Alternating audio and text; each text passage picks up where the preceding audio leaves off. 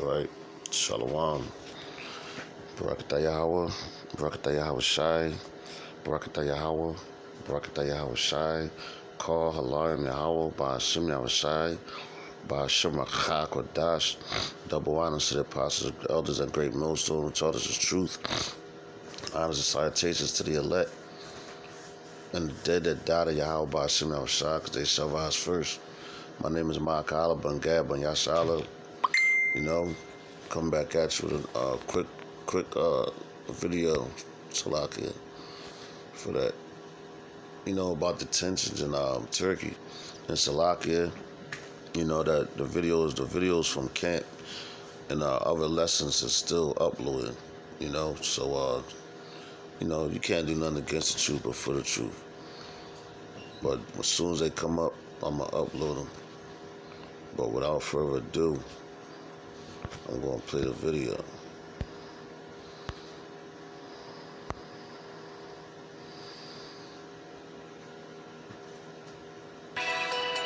Tensions are again escalating between the United States and Turkey.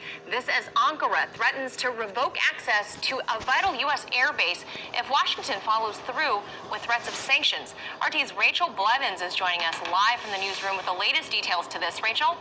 Well, Manila, Turkey is now firing back after U.S. senators showed support for legislation that would hit Washington's NATO ally with sanctions over its recent military offensive in Syria and its purchase of Russia's S-400 defense system. In an interview, Turkish President Erdogan threatened to cut off Washington's access to one of Turkey's most vital air bases, saying it would be justified if the U.S. moves forward with sanctions.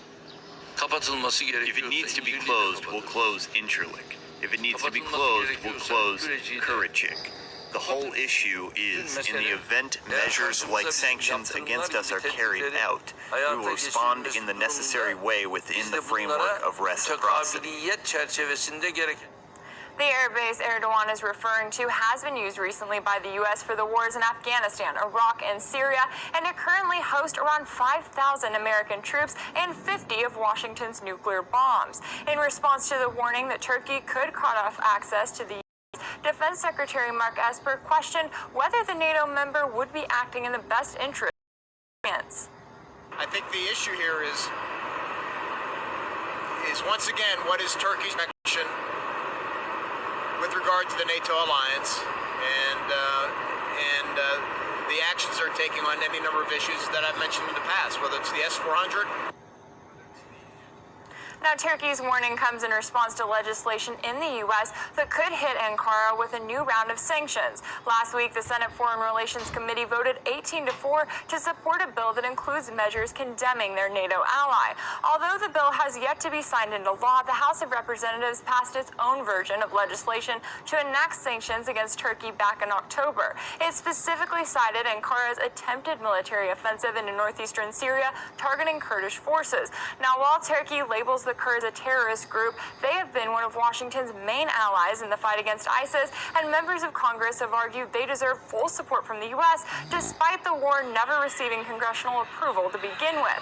And even though negotiations with Russia led to Turkey's decisions to pull back its military offensive in Syria, the ties between Ankara and Moscow have also received complaints from the U.S. after Turkey followed through on plans to purchase the Russian S-400 defense system earlier this year.